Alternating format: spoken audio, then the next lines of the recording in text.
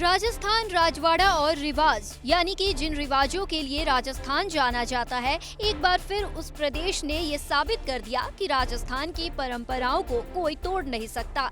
इस बार के विधानसभा चुनाव में भी यही राजवाड़ा और रिवाज कायम रहा, लेकिन हमेशा की तरह बदल गया तो बस राज और राजपाट।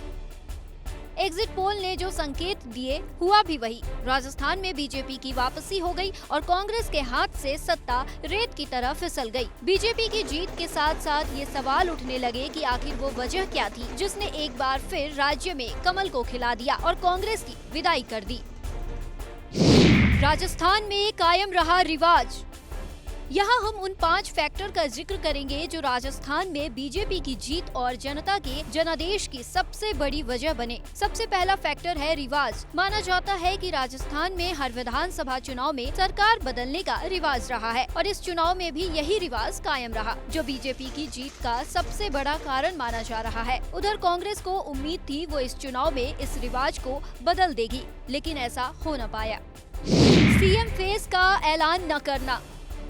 राजस्थान के विधानसभा चुनाव में बीजेपी ने इस बार मुख्यमंत्री पद का चेहरा घोषित नहीं किया था। माना जा रहा है कि सीएम फेस का ऐलान न करना बीजेपी के पक्ष में रहा। हालांकि राज्य की पूर्व सीएम वसुंधरा राजे को उनके समर्थक संभावित दावेदार मानते आए हैं। गुटबाजी पर लगाम लगाना। गुटबाजी पर लगाम लगाना भी बीजेपी की जीत की 5 बड़ी वजह में शामिल है, क्योंकि राजस्थान कांग्रेस में अशोक गहलोत और सचिन पायलट के 2 गुट थे और दोनों में गुटबाजी की खबरें हमेशा से सामने आती रही हैं। वहीं भगवा पार्टी में इस बार कोई भी गुटबाजी देखने को नहीं मिली। राजस्थान में बीजेपी ने सांसदों पर लगाया दांव। माना जाता है कि राजस्थान विधानसभा चुनाव में बीजेपी का इस बार 7 सांसदों पर दांव लगाना उसके लिए गेम चेंजर साबित हुआ। इसमें राज्यवर्धन सिंह राठौर, दिया कुमारी, नरेंद्र कुमार, देवजी पटेल, भागीरथ चौधरी, बाबा बालकनाथ और किरोड़ी लाल मीना के नाम शामिल हैं। कन्हैया लाल हत्याकांड और पेपर लीक मामला।